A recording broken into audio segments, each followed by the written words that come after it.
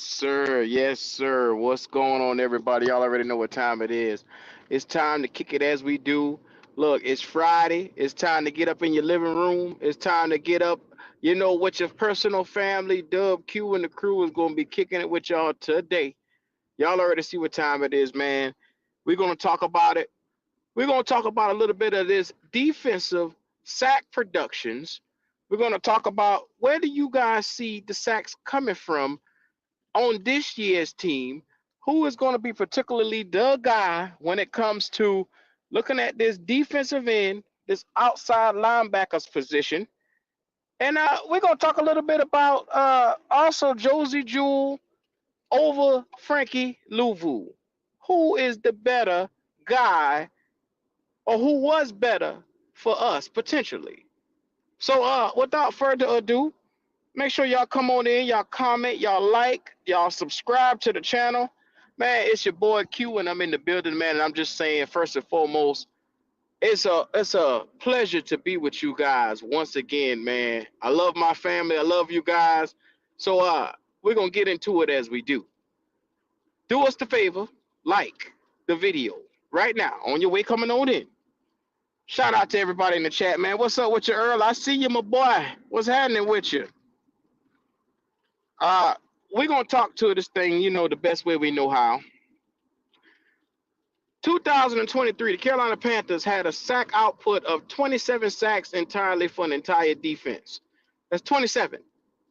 Which we were in the lower half in the production category when it comes to the Carolina Panthers and what we were looking to do to be able to get out and get after the quarterback. So I'm here to talk in a sense of that should be the top priority for this season, this upcoming season, getting after the quarterback and being able to, you know, simply just get sack production from an edge spot that we need production from. And we got different guys in the building.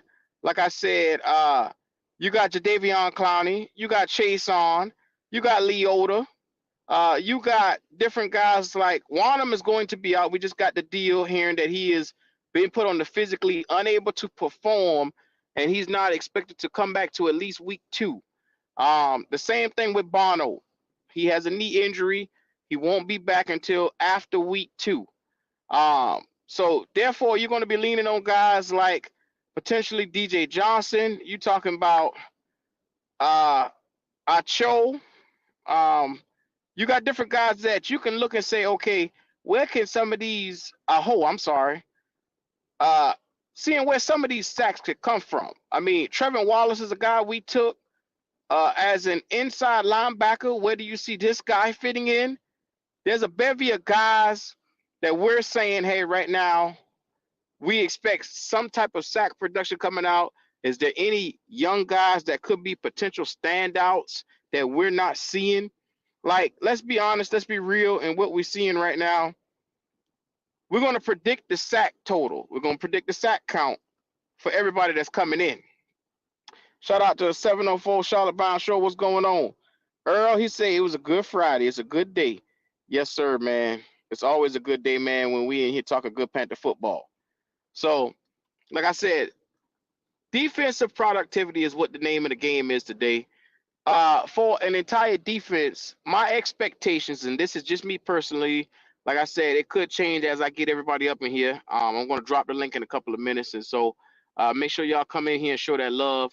But my expectations for the Carolina Panthers this season is about around 45, maybe 40 sacks for a credible defense. Now, how close to the Carolina Panthers should they be along getting that?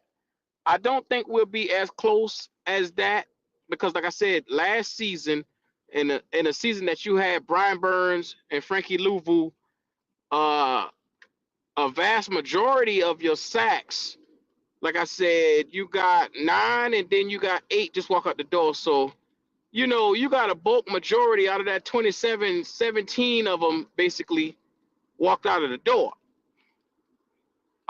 So to be able to fit that bid, DJ Wanham is already going to be out, and Amari Barno, which is 2 guys that we were looking to give us an output on sack productivity. being able to get after the quarterback. I was going to say that those two guys are going to account at least for 10 sacks for this entire season. That was before the injuries. That was before the injuries. Now I'm looking to say we should be in north of. Well, I'm gonna say Wanham is going to be hurt majority of the season, so I expect him to give you maybe 2 sacks, maybe 5 at the very most for him. For an entire season. If he give you 5, that's good considering what he is coming off of on the injury bill. But it's another thing that I'm looking at. Like I said, Amari Barno is going to be designated to play after week 2, and for me, it's make it or break it for the young buck, man. Because we're going into 4 years where we keep saying, hey, this guy's going to have a pop-out season, this guy's going to have a pop-out season, and we're currently waiting for him to be the guy. And it just hasn't happened with Amari Barno. So, like I said, we know Jadeveon Clowney is what he is at this point in his career. It's good to have a young guy that in his mid-30s that you can count on and say, hey, go make me a play. Go get me a play whenever you need it. Is he a avid sack getter? No, he isn't. But he is someone that could come in and give you productivity. When that's barring having somebody, strong on the opposite of him.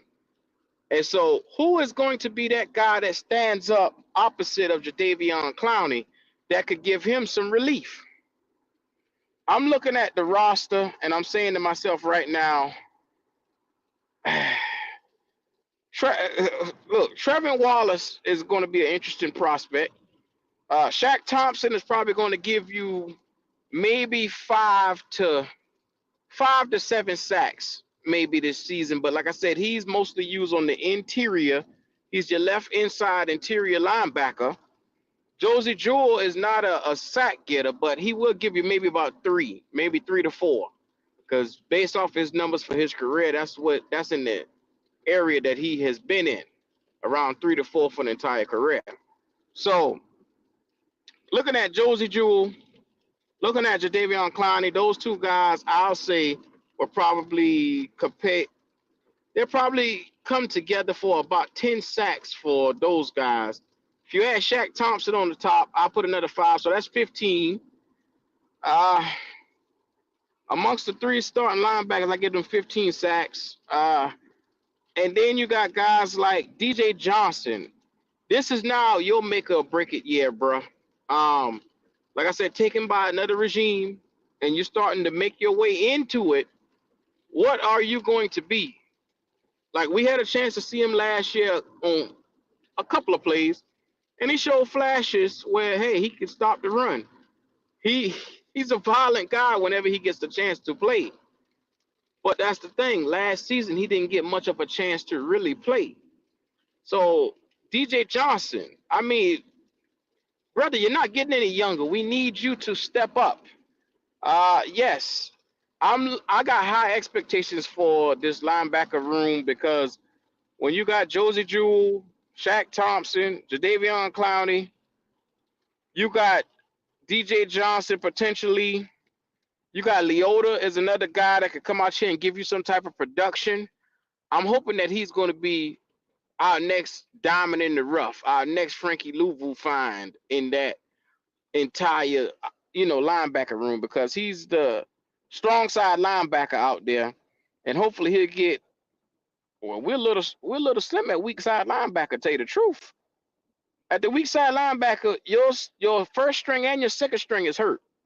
DJ Wanham and Amari Barno, and then DJ Johnson. Like I said, hopefully he can withstand some of the beatings of this season. That way he doesn't get down because then you'll be down to your third string at that one position, the weak side linebacker. So we might need we're going to have to ask some of the strong side linebackers to probably convert over to the weak side to see if they can help out over on that side to really balance things out. Look, the Carolina Panthers are in a position where we need sacks. It's simply put. To be the number one thing in American sports, especially football, is the quarterback. And the next thing to it is getting after the quarterback. The only other thing that matters is protecting the quarterback. So if you look at it from that aspect, the Carolina Panthers, yes, we're an improved team when it comes to stopping the run, but totally in the totality, I don't think we're going to have north of 35 sacks totally. I just, it's kind of hard for me to see it because number one, like I said, we got a lot of injuries already starting to rack up. A lot of guys being on the physically unable to perform list, and that right there is hurting us already. It's hurting us. I mean, you already starting off with your foot already chopped off, basically. When you got your starting caliber linebackers already hurt, and then the guy behind him, Amari Bono, is already hurt as well. Hopefully, and this is what I'm saying, this is not the year of injury for us because we've been through that where the injury bug has bit us in the ass, and it's unfortunate. But when we're trying to get this thing on the right track, I need to be able to thoroughly evaluate Amari Bono because if he doesn't showcase anything this year, we're going to have to start wiping our hands clean of players like Amari Bono, because we need to see more production, and we just haven't had an opportunity to really or realistically see, the growth in him, which I know the growth is there. We saw him last preseason. He was getting off. He was really getting off in preseason. But then it's like it cooled right off after that. I need to see more. I really need to see more. Shout out to everybody in the chat. What's going on with y'all? 8704 said, let's talk about it. What's happening with you, my boy? D-Till, what's going on? He said, we're still going to end at the bottom of the league. Good God, sack-wise. Earl Locklear says, sacked by committee, not just one player going to stand out. That's just how I see it. Well, that's the thing. If it's going to be sacked by committee, you need to make sure some of these guys stay on the field because the injuries already, we put 4 players on the PUP list already. Today alone. So you don't want to be in a position where you're looking at the injury bug and it's starting to cost us potential guys that we can get in here to try to, help elevate this defense because Ajero Evero is going to need all the help that he can get. I like Evero. Evero is my coach. I like him. I hope and praise that he succeeds because, like I said, if he succeeds, this defense is out here balling.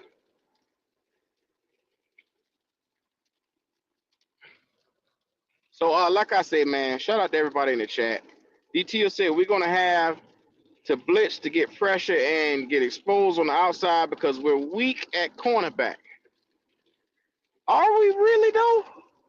I mean, I'm just being a whole buck with y'all. Are we really that weak at cornerback? Because I'm looking at the team right now. You got Dane Jackson and J.C. Horn, which is 2 great starting caliber corners. To me, I like both of those guys. Dane Jackson is a quality starter. He, like I said, great in man coverage. This guy can come out and make plays. So first and foremost, you got a guy that you can rely on to be here, number one. Now, you can't rely on JC but so much because I don't know if this guy had a black cat walk in front of his ass or what. But it's something about JC that he can't seem to stay healthy. But in the case that he goes down, I mean, behind him, they got Boodle slated in. And then my man Troy Hill should be somewhere behind them as starters. I like Troy Hill. I think Troy Hill has a lot of value to this team. I think a lot of people sleep on Troy Hill and his ability to come out there and be a man coverage guy. He's technically sound.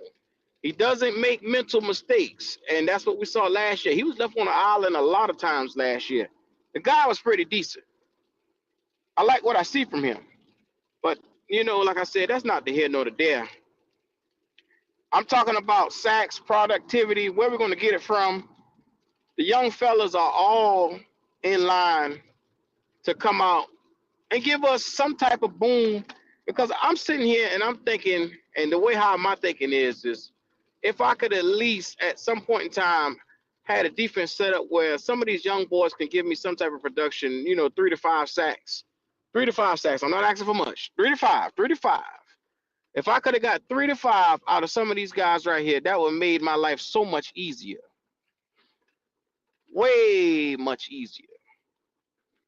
I'm just putting that out there. So first and foremost, he said, I think the cornerbacks are okay. The coach are going to have them playing good. Yeah, Earl, I'm right there with you, cuz. I think the corner games is going to be good. Our problem to me is we got a run stopping defense now, and we got corners that can cover. But the problem is we got nobody that can apply pressure to the quarterback. And that right there is going to leave a lot of exposure coming to this team this season, because the number one thing is you want to make sure that you have guys that can come out here and wreak havoc on the defensive side of the football. And like I said, we got some quality starters. Shaq is a quality starter. He's a great linebacker on the inside. Joseph Jewell in beside him, they'll make a good tandem. Is it a dynamic pairing? Is it an elite pairing? It's not an elite pairing, but it is a good enough pairing to get us by. If y'all, understand what I'm saying about that. And on the outside, DJ Wanham was supposed to be the guy, but like I said, with that injury that he's having, it's a little hard to be able to depict if he's going to be here or not. When you're basically seeing uh, week in, week out, they keep pushing back his start time to come back. That's all I'm saying on that one. Davion Clowney, like I said, is pretty much the clear-cut guy right there. But I'm looking at on the depth chart, you got McClendon, Aho, you got DJ Johnson. You as well on the opposite side of that linebacker, you got Leota, Gill, Dyson Jr., and Mitchell to go along with Chason, who we brought in from Jacksonville. Now, those are our weak side and strong side linebackers. Now, we got about 8 guys that I'm saying, hey, I need somebody to step up and be a consistent guy. I'm putting at the strong side linebacker position, I'm betting on Leota to come out and be improved this year. One, because last year, this guy from Auburn was a former, like I said, Big Ten third team guy, and he had the opportunity to come and make his name for himself, but unfortunately, because of the change in the coaching staff, he got his chance to come in here. But I'm expecting big things from this guy this year. At least to be in a reserve role to hopefully get his foot in the door. Because like I said, we saw the same thing happen with Luvu. He came in a reserve role, got his foot in the door, and then he was dynamic after that. He just needed his opportunity. Some guys just need an opportunity. So, we're going to see what that could be. And so, like I said, tonight's show is strictly about sack production. It's strictly about young players on this team and this roster that has the opportunity to take this thing to the next level, as well as we're going to talk about Josie Jewell, and is he better than what we had in Louisville? Josie Jewell, the sheriff is what they call him. The young fella that when we last saw him, he had 100 tackles coming from Denver in a Jero Evero's defense, where you saw production coming from him. Now, in my eyes, Frankie Luvu was a dynamic playmaker here in Carolina. We have seen this guy directly impact games where he single-handedly took games over. In the last 2 years, this guy was dynamic, one of my favorite players on the defense. And it's hard to say that a guy that we saw got interceptions at times, defensive touchdowns, forced fumbles. Like I said, playmaker, a guy that creates plays and mismatches. We saw this guy take advantage of what he had at a lot of opportune times and took it to the next level. Can Josie Jewell replace that? Like I said, you're talking about a guy in Louisville who gave you 8 sacks. Every year consistently, he was getting after the quarterback. That's a lot of production from a guy that was playing out of place last season. Make no mistake about it. He was playing out of place. I like everybody, but this guy would have been more suited to getting towards the quarterback opposite of Burns, but because of the injury to Shaq Thompson, he had to go roll in the middle and play middle linebacker. That's one of the things where I don't think a lot of people realize his versatility, his ability to be able to adapt to anything that you see out there, his ability to be able to come in and they say, okay, hey, Shaq Thompson is going down with an injury. We need you to fill in for him and play at a high level. Man, Louisville, and that's probably one of the biggest losses of the entire season. Losing Frankie Louisville, a guy that came in, gave you every ounce of his energy, and every time you saw him, he was a dynamic playmaker.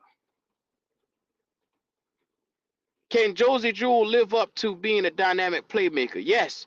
He's a guy that you see, he makes a lot of cleanup tackles. He's always around the football. He's always sideline to sideline, but can he be the single number one reason why plays get busted in half? There's a difference in coming to the play and getting a split tackle or a shared tackle versus being the guy and the dynamic playmaker that got there first and bust the play up the seam. There's a big difference. I like Josie Jewell.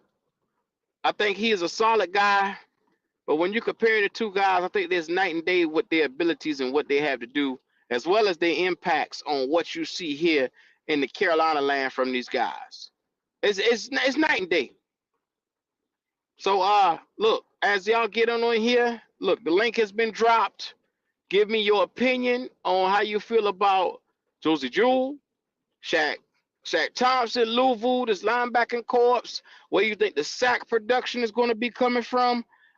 And also just talking a little bit about, hey, it's time for some of these young boys in this defense to step up. Like, who do you see in mind? Who do you have in mind that has the potential to come out here and step up and really give us that next level impact?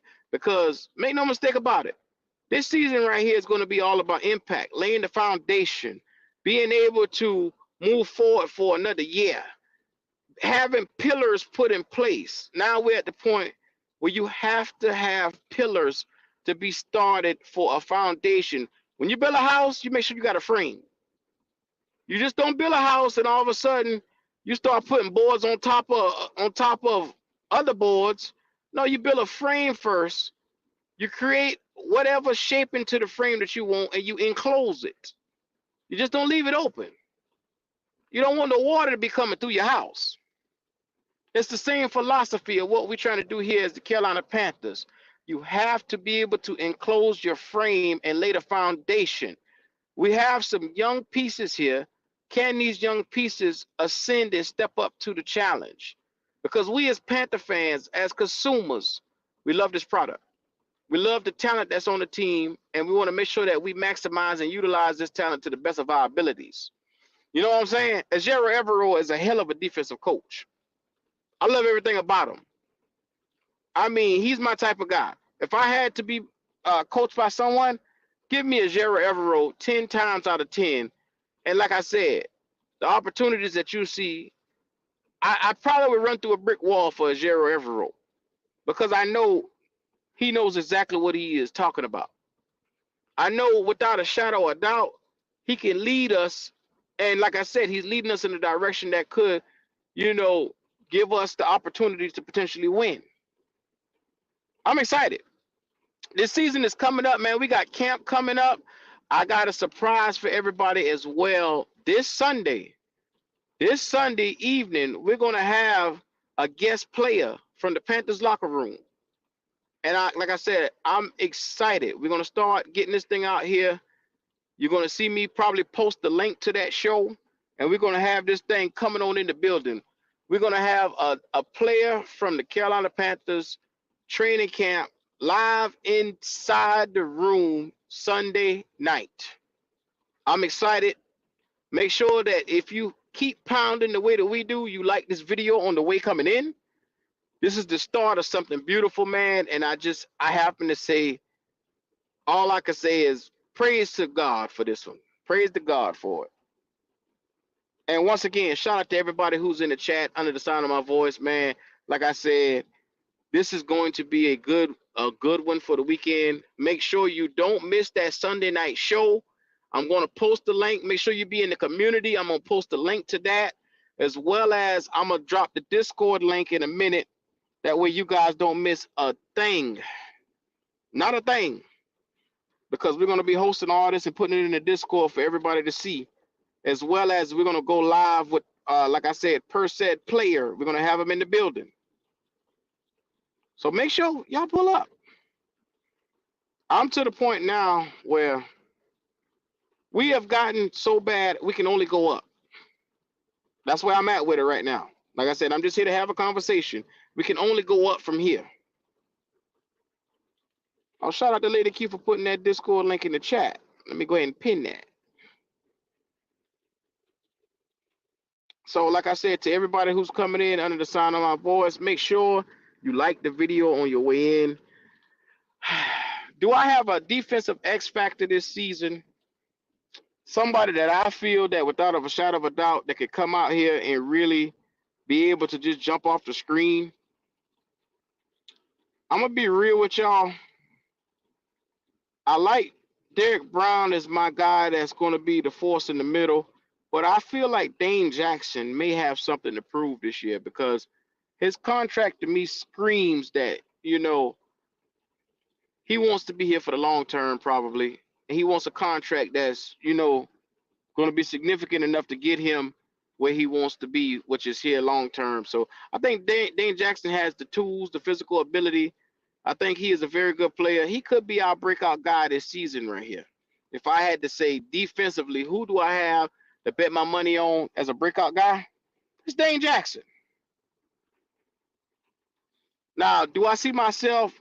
Well, I'll go even further to say a young player that I want to bet money on. A young player, give me Barrett. Barrett, that linebacker, that inside linebacker that we took later in the 7th round. Yes. That guy from Michigan he's a dog. I'm willing to say that this young man, Michael Barrett, is probably, if given the opportunity, he got to polish up some things on his game, but I'm willing to see what he is. Like I said, this season is about, for me, young pillars and having young guys to really build this defense around and being able to come out here and establish themselves as future guys for this franchise. I'm trying to, once again, like I said, we're going down to training camp this week coming up. We'll be down there this Saturday. So, like I said, I'm going to keep my eyes open. I'm going to keep my mind open into seeing young guys, young talent come in here and have the ability to just, showcase what they have. I'm not going to jump out on a limb and say, hey, somebody going to be dynamic. Somebody going to be really good. I'm going to just go out and say, hey, I'm willing to give them the opportunity to showcase and show me what they have. And that's why I say this is why training camp is so exciting. If any of you guys have not ever been to training camp, you're missing a treat. It's definitely an experience where you get to come out, you get to see the fans as well as the people, the players on the field, and you get to watch how they break things down by sets, how they break things down, and you get to see. Now, most of the times they're not in pads or anything like that. It's just most of it's just shorts. But you get to see and showcase. You get to see their talent, and that's what it's about. Like last season, when we went to training camp, me, myself, Golden Poppin', the number one thing that stood out to us is how hard Terrence Marshall Jr. was working. The boy was out there working his ass off. He didn't get his opportunities to play last season, but you saw the work that he was putting in, which said to us, okay, yeah, this young boy is relishing every opportunity because he wants to make the most of it.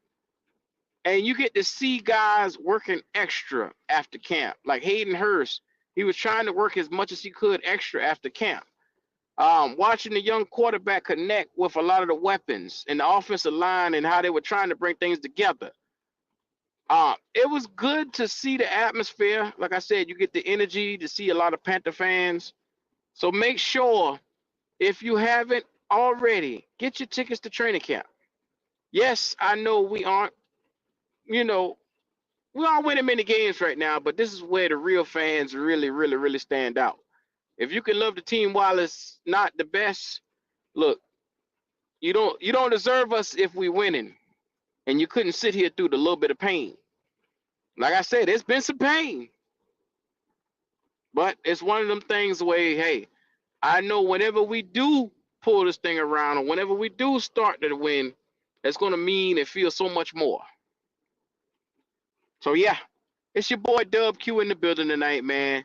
Rod flying solo dolo. Your boy Goat is on vacation.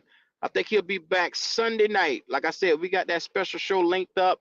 It's gonna be set up for you guys. I'm gonna post it in the Discord in the community.